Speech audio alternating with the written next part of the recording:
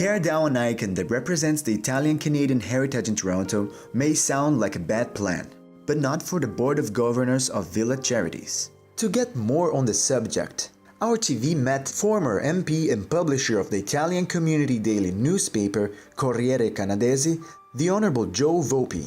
We have a very serious situation about Villa Colombo, right? What's the plan? What's exactly is going on? I got so many questions, but if that building going down, what's gonna happen to the heritage of the Italian?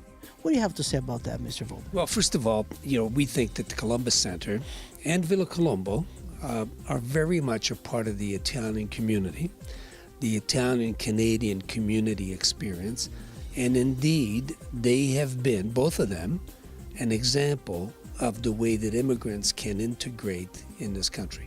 So anything that's done to those two places, in our view, my view personally in the newspaper, is that you have to make a really good case for something different. You don't destroy an icon. You don't destroy heritage. You don't destroy a community without giving really good reasons for doing it. Some people in the Italian community decided that they wanted to put all of their energies to make a center for Canadian Italian people to flourish, something they could call their own. They did that starting 72, 74. In 79, they got the Columbus Center. 38 years of building up that center as a cultural, as a social, even as a recreational center. What you see in the Columbus Center today, the big rotunda that was inspired by the Colosseum, the marble circular theater environment, all of that was an expression of Italianità. I don't know what they've done, but they call themselves the voice of the Italian community. We have seen plans that involve the demolition of the Columbus Center. Everything that you see there goes down. They're going to do that.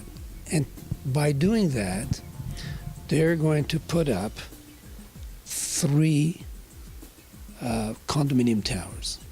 We cannot support that. We can't, okay? The other thing that they're going to do is, the more you talk about this, the more it comes out what their long-term plans for Villa Colombo are. Now, Villa Colombo is a quasi-hospital. It's a long-term care center. The current chairman of Villa Charities has said that that building is obsolete and that it should be replaced by condominiums and townhouses. So everything that we have said is part of an application that Villa Charities presented to the city planning department. It actually has the number of condominium units they applied for. It's the same application to the Ontario Municipal Board. It's the same application that's posted on these notice boards that the City of Toronto requires all developers to put on site to advise the public. And it's part of the records that they presented to their own board to try to convince their Board of Governors that this is the best thing. Nobody wants this. There's an organization that takes, that uses Columbus Center. It's called CASA. Everybody in that organization has written letters. They've protested. They've said, no, we don't want to break this down. The Minister for Citizenship and Immigration, the Member of Parliament for the area, plus 2 other members of Parliament in the area, plus the Italian caucus in Ottawa, all disagree with this plan. The school board, Catholic school board, said, okay, we're going to do a consultation. The consultants said, don't do this. There's no support for it.